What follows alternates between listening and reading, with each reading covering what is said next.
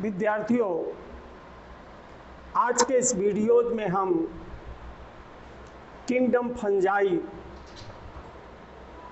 के बारे में अध्ययन करेंगे। ये हिटेकर की पंचअगर प्रणाली का तीसरा किंगडम है। इसके पहले हम मोनेरा और प्रोटिस्टा का अध्ययन कर चुके हैं। एक शब्द आता है जिसको कहते हैं माइकोलॉजी।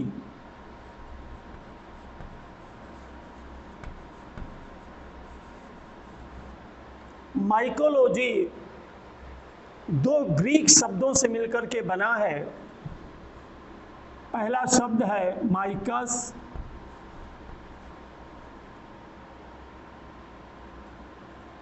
और दूसरा है लोगस। माइकस का मतलब होता है मशरूम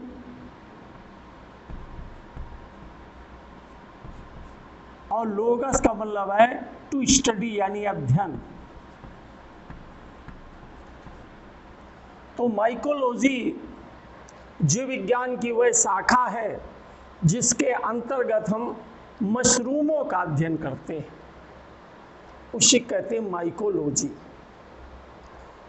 आइए माइकोलॉजी या कवक का अध्ययन करने के पहले हम ये जान लें कि जो कवक है या फंजाई है उसके फीचर क्या होते हैं, कैरेक्टर क्या होते हैं। आइए सबसे पहले हम जानें कि जो हम कवक पढ़ने जा रहे हैं ये मल्टी सेलुलर ऑर्गेनिज्म हैं, बहुकोशिक।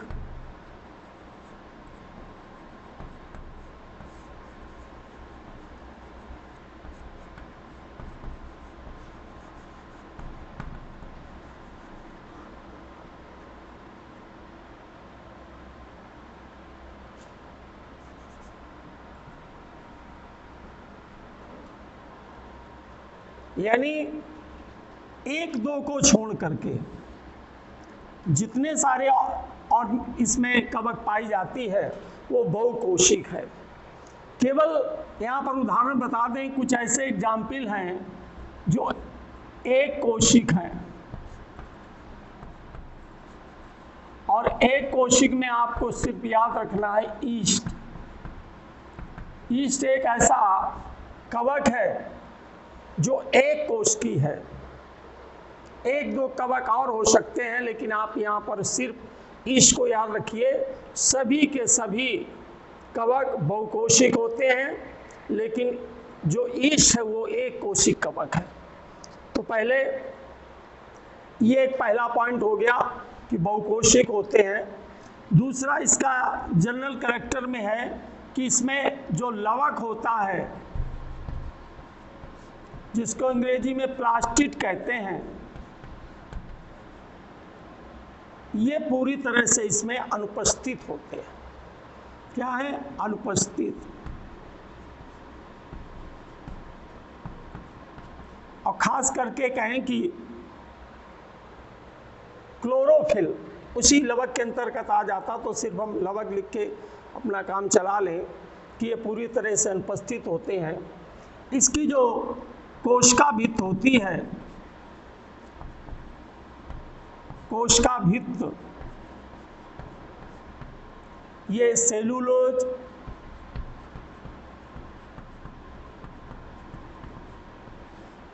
व काइटिन की बनी होती है। काइटिन एक पॉलीसैकेराइड शर्करा है।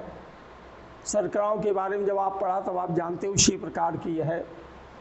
आगे पॉइंट को देखें, ये ओमनी प्रेजेंट हैं, सभी जगह पर पाए जाते हैं।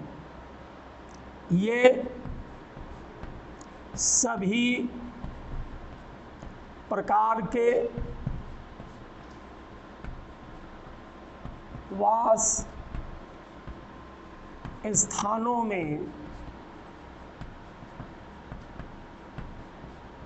पाए जाते हैं। लेकिन हम ज़्यादातर देखें तो ये नम व छायादार स्थानों पर प्रचुर मात्रा में पाए जाते हैं। अत्यधिक मात्रा में वहीं ग्रो करते हैं यदि इसमें स्टोरेज फूड मटेरियल की बात करें, संचित खाद्य पदार्थ,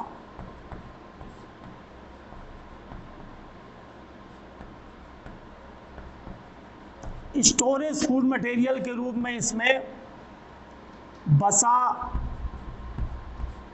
व ग्लाइकोजन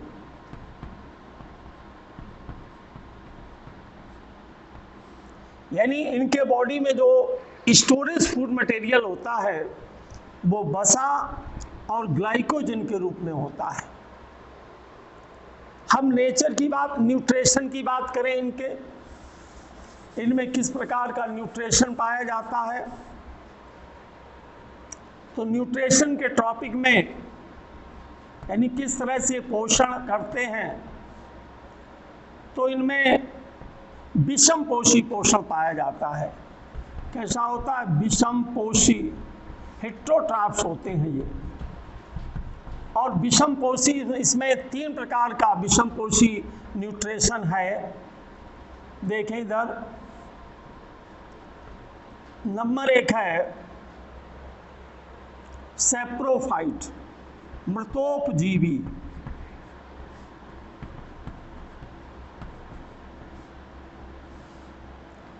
सड़े गले पदार्थों से अवशोषण क्रिया के द्वारा ये भोजन प्राप्त करते हैं। इन फंजाई से एक विशेष प्रकार के पदार्थ का सिक्रेशन होता है जो उस डेड ऑर्गेनिज्म को अपघटित करके उसे तरल बनाते हैं। इसके बाद ये अवशोषण विधि के द्वारा उस भोजन को प्राप्त कर लेते हैं, सैप्रोफाइट। दूसरे हैं परजीवी, पैरासाइट्स। ये दोनों पाए जाते हैं।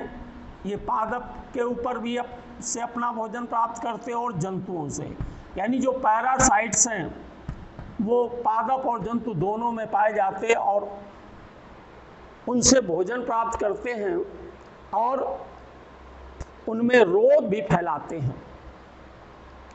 इसके बाद है सहजीवी।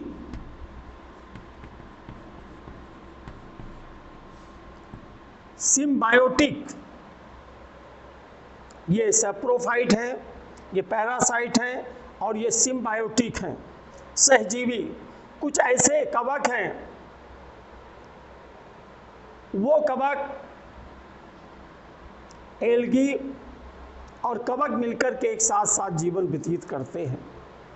इसमें दोनों को लाभ होता है। जैसे इसके पहले आपने पैरासाइट देखा, पैरासाइट्स में जो कवक होती है ये पादप और जंतुओं पर से भोजन तो प्राप्त करती, उन्हें पूरी तरह से नुकसान पहुंचाती, लेकिन उन्हें किसी तरह का लाभ नहीं करती। लेकिन सहजीवी में क्या होता है, एक दूसरे को नुकसान बिना पहुंचा उनसे एक दूसरे से लाभ प्राप्त करते, एक दूसरे की मदद करते, इस तरह से जीवन व्यतीत करते हैं। इसके उदाहरण में आप जान लें, लाइकेन है। लाइकेन में शैवाल और कवक, आधारी भाग पर कवक होता है, ऊपरी भाग पर शैवाल होते हैं। और एक उदाहरण है माइकोराइजा।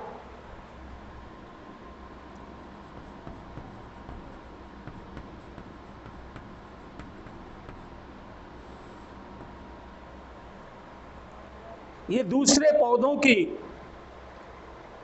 जो दूसरे पादप होते हैं जिनके साथ ये सहजीवन व्यतीत करते हैं, उनकी ये रूट्स में पाए जाते हैं।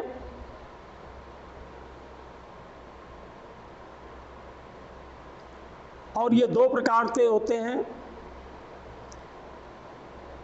एक्टोट्रॉफिक और इंडोट्रॉफिक। एक्टोट्रॉफिक,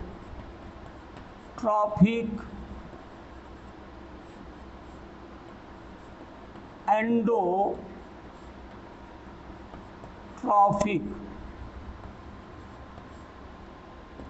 इनके उदाहरण देख लीजिए। ये जो माइकोराइजा होते हैं ये जड़ों पर होते हैं दूसरे पादप की, और उनको भी लाभ पहुंचाते हैं और उनसे लाभ लेते हैं। उनसे लाभ क्या पाता थी, ये इन पादपों को जो अभी बताएंगे आपको एक्टोट्रॉफिक में, ये बाहर स्थित होते हैं। एंडोट्रॉफिक उसके अंदर पाए जाते हैं, यानी एक जड़ों के ऊपर और दूसरे जड़ों के बाहर। माइकोराइजा सदस्य जड़ों में पाए जाते हैं। एक्टोट्रॉफिक भी होते हैं जड़ों की जो ऊपरी सरफेस पर पाए जाते हैं। एंडोट्रॉफिक ये होते हैं जो अंदरी भीतरी भाग में पाए जाते हैं। ये एक दूसरों को लाभ पहुंचाते हैं। और एक्टोट्रॉफिक का जो उदाहरण है उसको आप देख ले, पाइनस है, ये पाइनस में पाए जाते हैं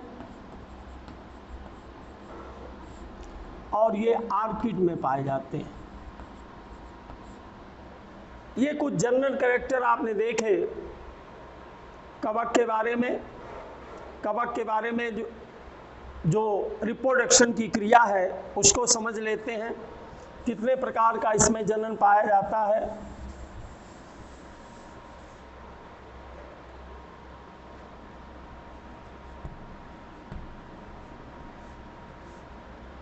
जहाँ तक रिप्रोडक्शन का सवाल है तो कवक में तीनों प्रकार से जनन क्रिया संपादित होती है। कायिक जनन,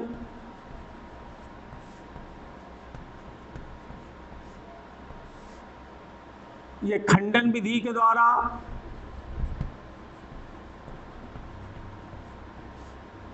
दूसरा है विखंडन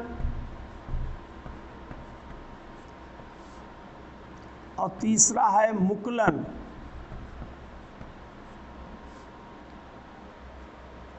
इन तीन विधियों के द्वारा कवक में कायिक जनन की क्रिया संपादित होती है। इसके अलावा अलैंगिक जनन,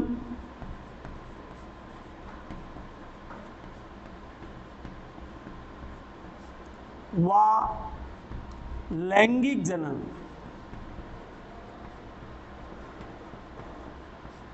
भी कवक में पाया जाता है।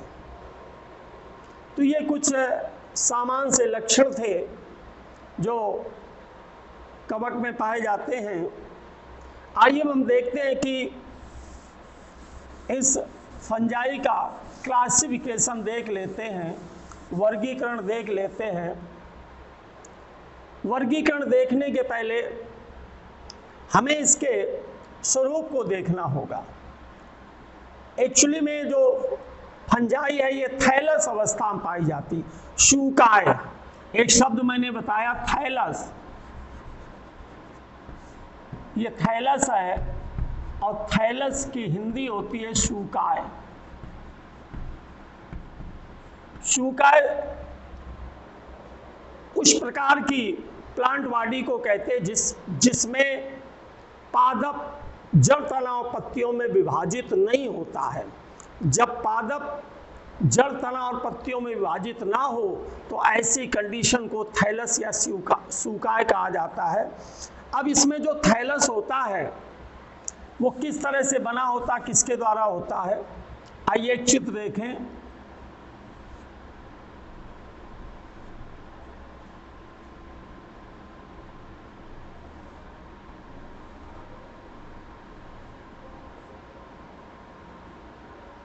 ये बैसिडियम है,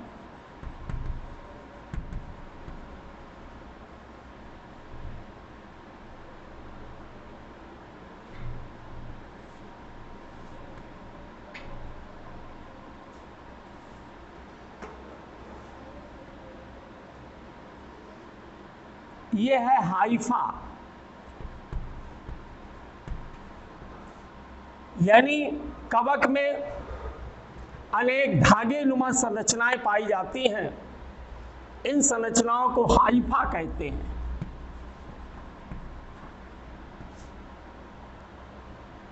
और तमाम सारे हाइफा मिलकर के एक जाल नुमा रचना का निर्माण करते हैं जिसको माइसीलियम कहा जाता है।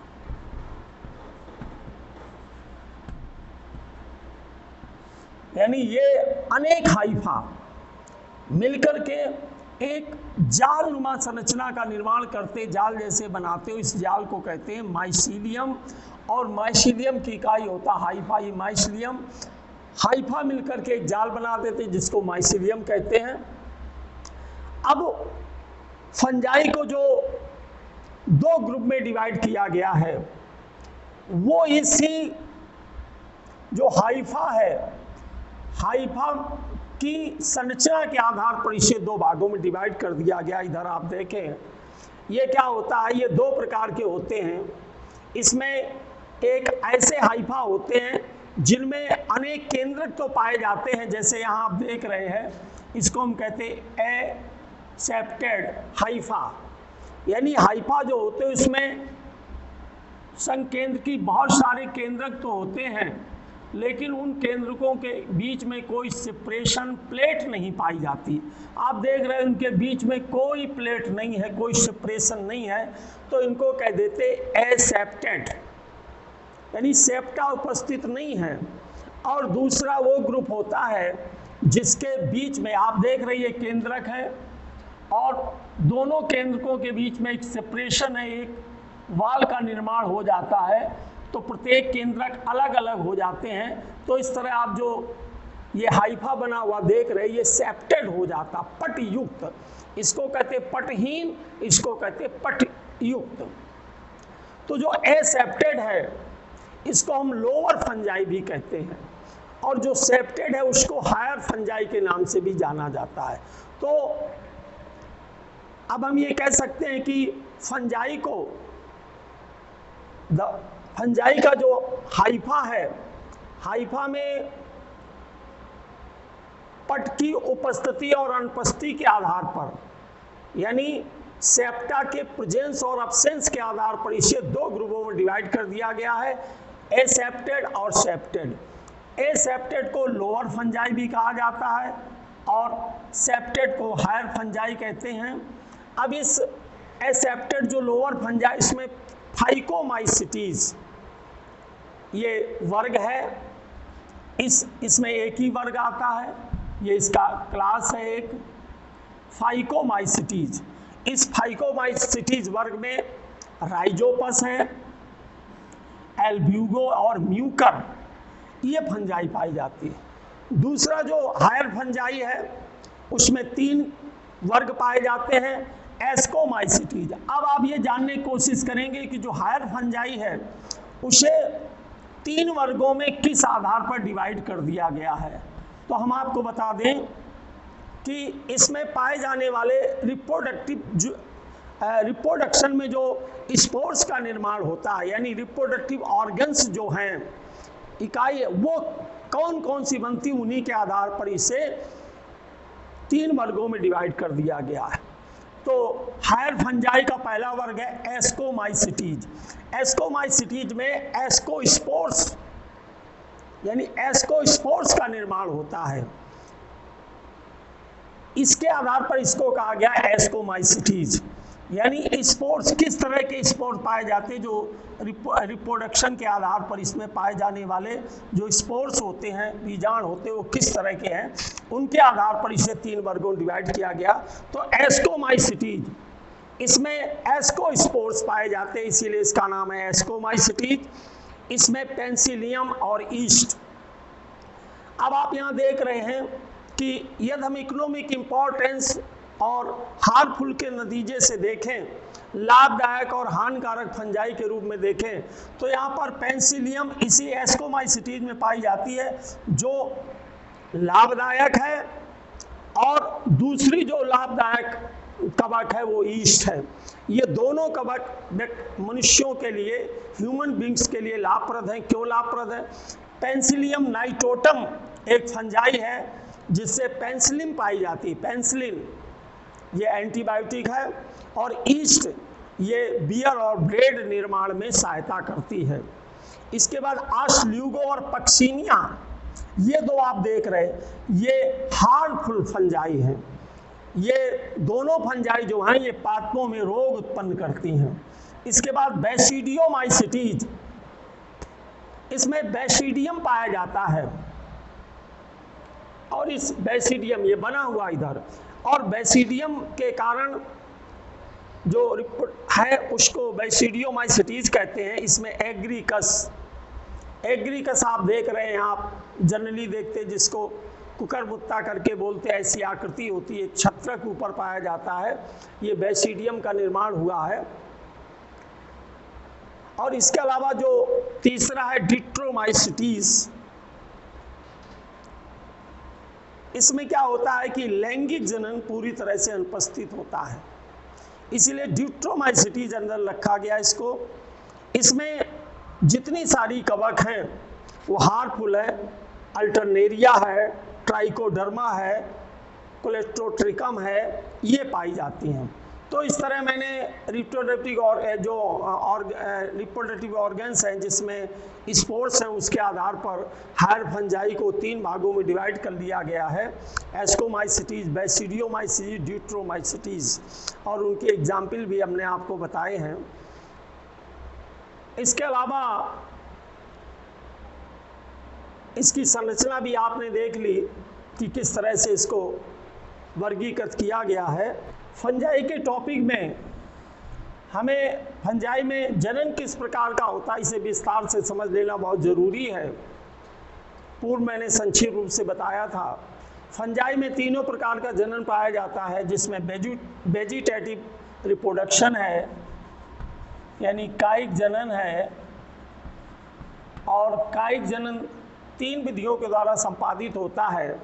खंडन का तात्पर्य है कि जैसे कोई फंजाई है, ये इसका अभी मैंने बताया कि हाइफा है ये, और ये मैंने सेप्टेड हाइफा को बनाया है, और यदि इसके खंड कर दें, इस हाइफा को के कई खंड कर दें, ऐसे कई खंड हो जाएं, नीचे देखें जैसे ये इस तरह से हो गया है, ये हाइफा के खंड हो गए हैं, तो ये क्या करेगा,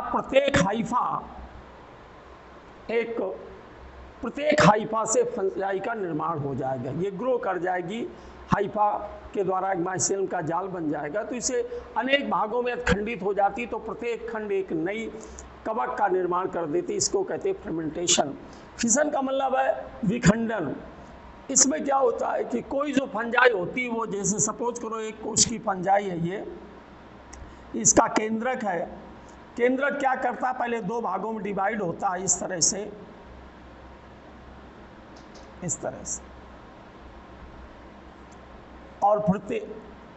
और ये डिवाइड होकर अलग अलग, पहले केंद्र विभाजित हो जाते, इसके बाद कोशिका तरफ विभाजित हो जाता।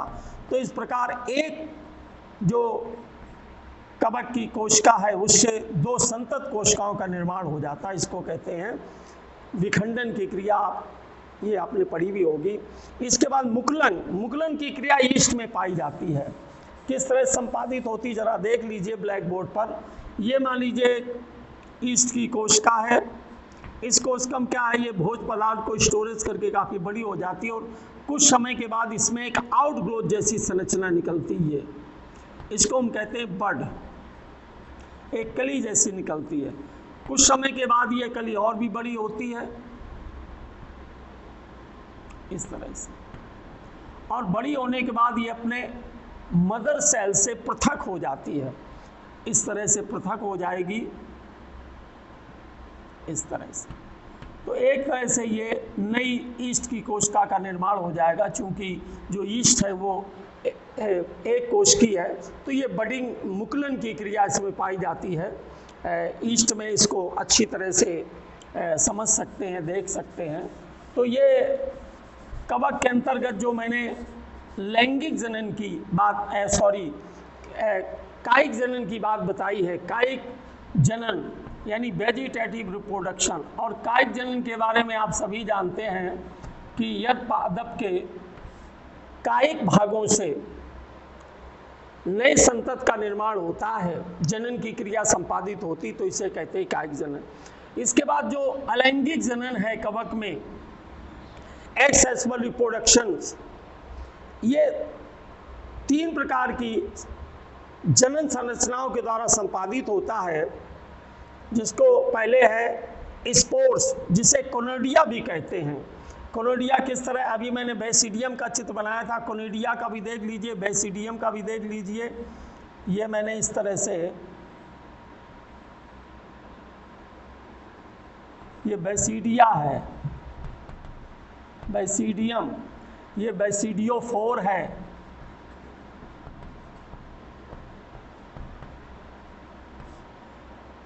ये इसके हाइफा इस तरह से जो माइसीडियम का निर्माण कर रहे हैं, ये बैसिडियम है। कोनिडिया किस तरह से होता है,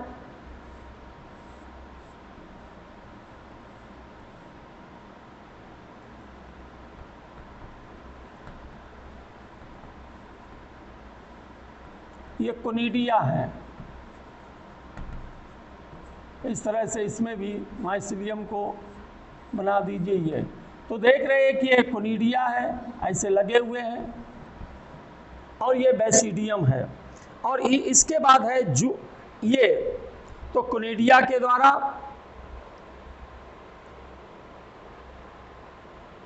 स्पोरेंजियोफोर धानी बीजाणु के द्वारा, ये धानी बीजाणु ये देख रहे हैं, और जू स्पोर्स के द्वारा, चल जीवाणुओं के द्वारा। तो 3 प्रकार से होता, एक तो स्पोर्स जैसे कोनिडिया, एक स्पोरेंजियो स्पोर्स, और तीसरा है जू स्पोर्स। इसके अलावा कवक में लैंगिक जन्म भी पाया जाता है, और लैंगिक जन्म में जो 3 प्रकार की रचनाएं बनती हैं, ओ स्पोर्स, एस्कोस्पोर्स और बेसिडियो स्पोर्स, ये 3 विधियां हैं जो लैंगिक जनन को संपन्न करती है। इसके लैंगिक जनन में 3 चरण पाए जाते हैं। प्लाज्मोगैमी यानी प्रोटोप्लास्ट का संलयन होना पहले, फिर दूसरा चरण यानी कोई भी लैंगिक जनन की क्रिया इन 3 चरणों के माध्यम से संपादित होती है। इसी क्रम से चरण चलते हैं। पहले होता है प्रोटोप्लास्ट का संलयन, दूसरा होता है कैरियोगैमी केंद्रक संलयन, और तीसरा होता है कि केंद्रक संलयन होने के बाद जो जाइगोट का निर्माण होता है, उस जाइगोट में अर्धसूत्रण होता है, जिससे हैप्लॉइड स्पोर्स यानी अगुणित बीजाणुओं का निर्माण होता है। इस प्रकार फंजाई में रिप्रोडक्शन की क्रिया संपन्न होती है। और जो वर्गीकरण किया गया है कवक का 4 वर्गों में, वो इन्हीं रिप्रोडक्शन की क्रिया के आधार पर बेस यही माना गया, और इसके आधार पर इसे 4 भागों में डिवाइड कर दिया गया है। ठीक।